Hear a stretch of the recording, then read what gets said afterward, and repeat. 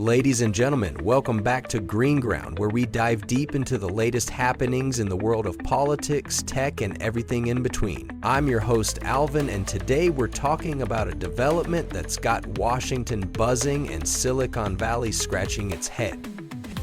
Picture this. Elon Musk, the man who's sent cars into space and tweets into chaos, is about to get his own office in the White House complex. Yes, you heard that right. The billionaire entrepreneur is set to have a workspace just a stone's throw away from the Oval Office. But before you start imagining Musk redesigning the Rose Garden with solar panels and rocket launch pads, let's break down what's really going on here. The New York Times recently reported that Musk is expected to occupy office space in the Eisenhower Executive Office Building, which sits right next to the White House. This move comes part of his role in leading the so-called Department of Government Efficiency, or DOGE for short. Yes, that acronym is giving crypto enthusiasts everywhere a good chuckle.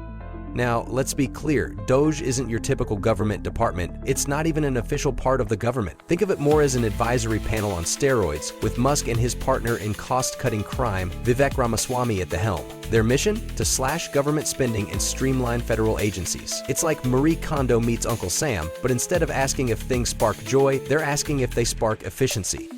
The whole setup has raised more than a few eyebrows. After all, Musk isn't exactly known for his expertise in government operations. His experience is more in the realm of electric cars, reusable rockets, and social media platforms that may or may not be on fire at any given moment. But hey, who needs experience when you've got billions of dollars and a direct line to the president-elect?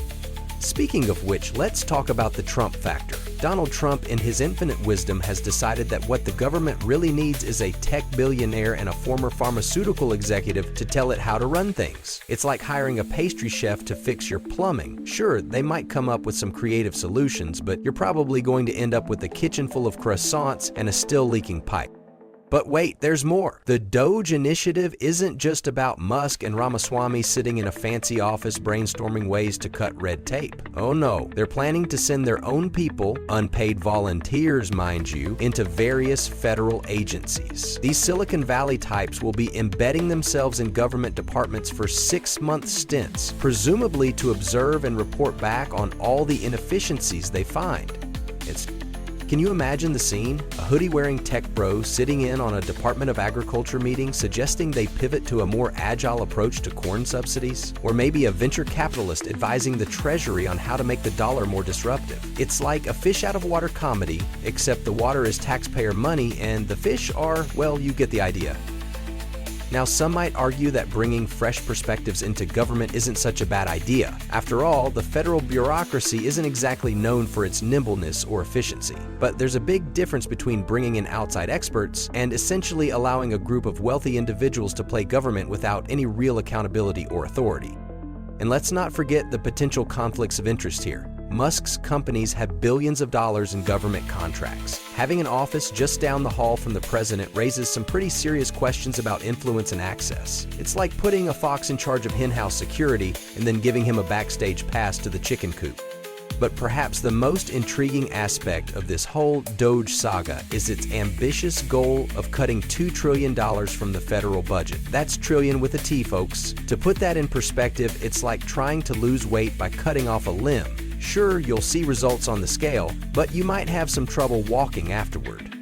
The thing is, even Musk himself has admitted that hitting that $2 trillion target is unlikely. So what's the real endgame here? Is it about actually making government more efficient, or is it about creating a narrative of outsiders coming in to shake things up? Only time will tell, but one thing's for sure, it's going to be one heck of a show. As we wrap up, I can't help but wonder what this means for the future of government. Are we entering an era where billionaires and tech moguls have an even greater say in how our country is run? Or is this just a flashy PR move that will fizzle out once the reality of bureaucracy sets in? Whatever the case, you can bet we'll be keeping a close eye on DOGE and its adventures in Washington. Before we go, I want to hear from you. What do you think about Musk's new White House adjacent digs? Is DOGE a stroke of genius or a disaster waiting to happen? Drop your thoughts in the comments below, and don't forget to like and subscribe for more deep dives into the wild world of politics and tech.